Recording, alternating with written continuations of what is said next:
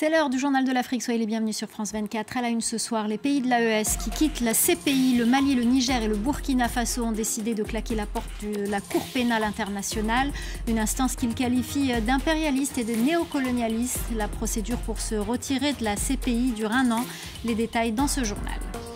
L'opposant ivoirien Pascal Affi-N'Guessan a déposé une plainte contre X au tribunal de première instance d'Abidjan. Il conteste le rejet de sa candidature pour la présidentielle du 25 octobre prochain.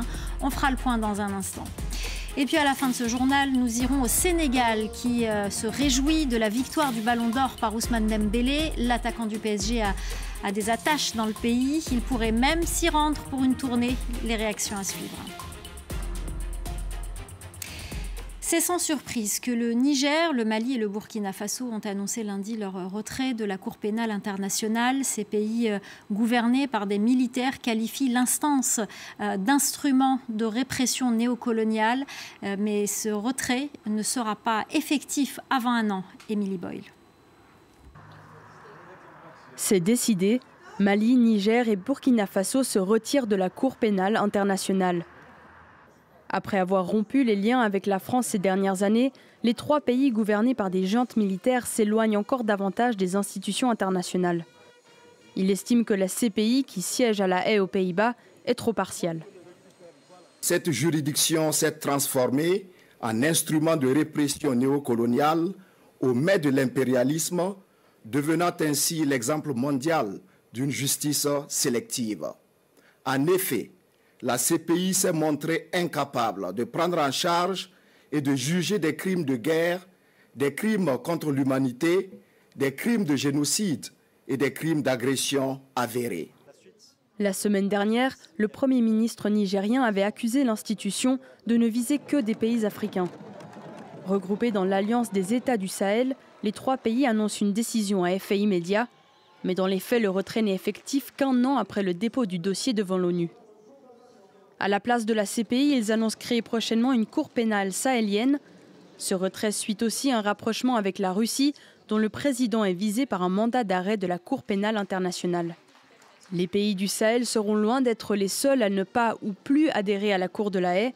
Sur les 193 membres de l'ONU, 125 adhéreraient jusqu'ici à la CPI. Les États-Unis, la Russie, la Chine ou encore Israël ne sont pas membres de la Cour. On en vient au référendum constitutionnel en Guinée. Le taux de participation a dépassé les 91% sur plus de 80% des bureaux de vote dépouillés. Une validation du texte devrait permettre à Mamadi Doumbouya, arrivé au pouvoir par un coup d'État en 2021, de se présenter à une élection présidentielle. Et puis sachez également que le réseau ouest-africain pour la consolidation de la paix, une des missions d'observation électorale, a dressé son premier bilan du scrutin. Cette organisation de la société civile de la CEDEAO se félicite du déroulement du scrutin. Écoutez. Globalement, pour une initiative déployée dans les zones à risque de violence électorale, nous n'avons pas noté d'incidents majeurs. Nous avons pu suivre tout le processus et aujourd'hui, nous pensons, quand l'on compare au processus antérieur en Guinée, il y a eu des avancées. Il y a eu une amélioration. Certes, le contexte demande encore du travail pour que le dialogue soit inclusif, pour que les acteurs politiques et les parties prenantes puissent s'entendre et maintenant s'engager dans la gestion de la période post-référendum. Le feuilleton électoral se poursuit en Côte d'Ivoire. À un peu plus d'un mois du scrutin, l'opposant Pascal Affi-N'Guessan a déposé une plainte contre X au tribunal de première instance d'Abidjan. Il conteste le rejet de sa candidature pour l'élection présidentielle du 25 octobre prochain. La correspondance de Julia Guggenheim. Avec cette plainte, l'objectif de Pascal Affi-N'Guessan est clair, faire invalider la décision du Conseil constitutionnel le concernant. Son dossier de candidature avait été rejeté par l'institution qui estime que 21 000 de ses parrainages sont irréguliers. Mais le patron du FPI assure, lui, que son dossier a été falsifié. Il pointe du doigt plusieurs incohérences. Il affirme avoir déposé un dossier comprenant 44 000 parrainages récoltés dans 20 régions. Mais le Conseil constitutionnel mentionne, lui, 46 000 parrainages récoltés dans 33 régions. Une situation inacceptable pour Pascal Afine-Guessant, qui appelle à un report de l'élection présidentielle qui doit se dérouler dans le pays le mois prochain. Ce processus, s'il est conduit jusqu'à terme, risque de nous conduire à des conflits graves et qu'il faut donc stopper ce processus, réinitialiser le processus, faire en sorte que les problèmes graves qui se posent en termes d'équité, de transparence, que tous ces problèmes soient réglés avant qu'on engage un processus qui va permettre à la Côte d'Ivoire de se choisir de façon légitime les dirigeants qu'elle mérite et de fonder la paix et la stabilité du pays. Donc pour nous, il faut arrêter ce processus parce que nous courons tout droit vers la catastrophe. Les candidatures de Tidjane Thiam et Laurent Gbagbo, les deux poids lourds de l'opposition, ont également été rejetées par le Conseil constitutionnel. Seuls 5 candidats, dont le président sortant Alassane Ouattara, ont été autorisés à briguer la magistrature suprême le 25 octobre prochain. La commission électorale ougandaise a autorisé mardi le président Yoweri Museveni à se présenter à une nouvelle élection présidentielle prévue au début de l'année prochaine. S'il est réélu, cela prolongerait son mandat à près d'un demi-siècle. Yoweri Museveni avait déclaré lors de sa première prise de pouvoir en 1986 que le problème de l'Afrique, c'est, je cite, « ces dirigeants qui veulent rester au pouvoir trop longtemps ». Fin de citation. On revient ce soir sur la démission du président de l'Assemblée nationale en République démocratique du Congo. Vital Kamerhe était visé par une pétition signée par plus de 260 députés. Il lui reprochait notamment une gestion opaque des fonds alloués à l'hémicycle.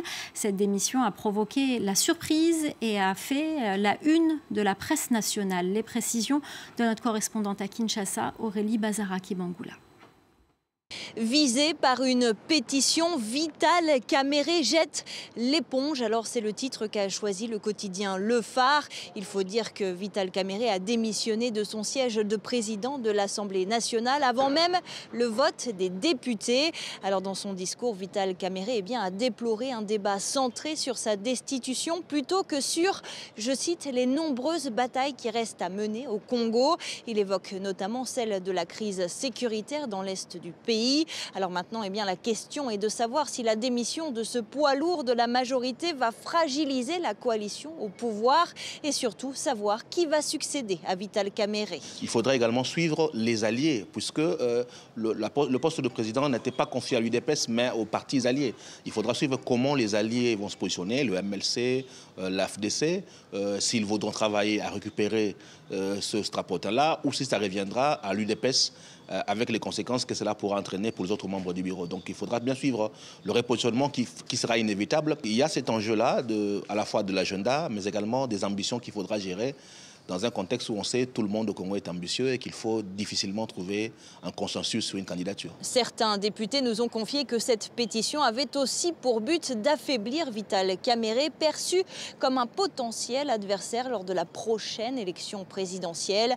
Le président Félix Tshisekedi a tout de même affirmé devant les journalistes à New York qu'il continue de considérer Vital Kamerhe comme un allié, sauf s'il en décide autrement.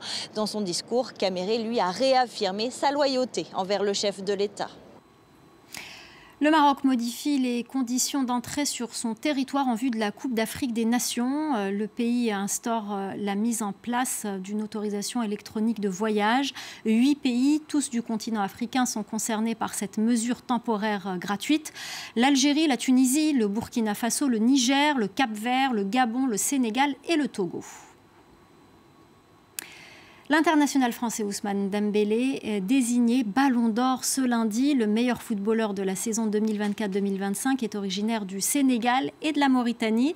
Cette consécration a rendu fiers les Sénégalais. Une tournée au Sénégal est même prévue selon la mère de la star du PSG. Écoutez ses réactions à Dakar au micro de nos correspondants Aminatou Diallo et Limandao.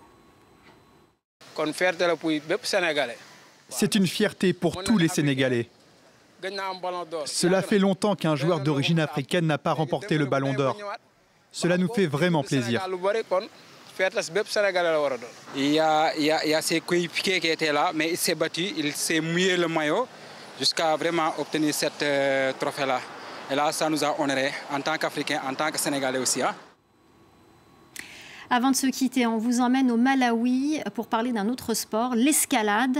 Il a le vent en poupe, surtout chez les jeunes dans le pays. Beaucoup d'entre eux apprécient le côté physique, mais aussi le repos mental que ce sport peut procurer. Clémence Valère. Harnais et casque en place, Happy Mvumo commence son ascension de la montagne d'Irande.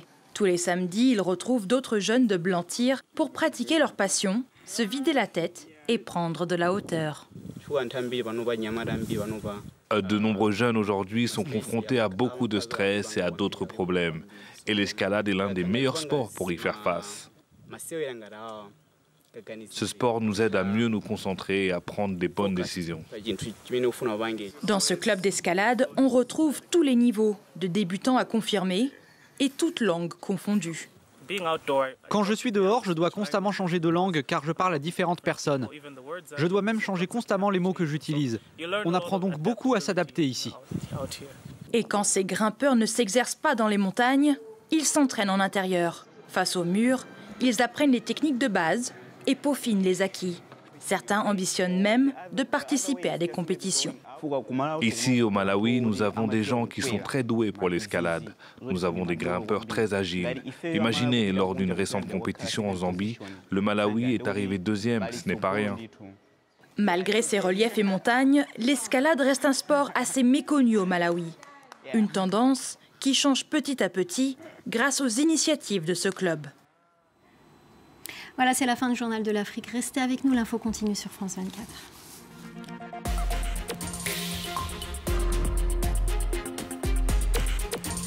France 24, RFI présente Événement.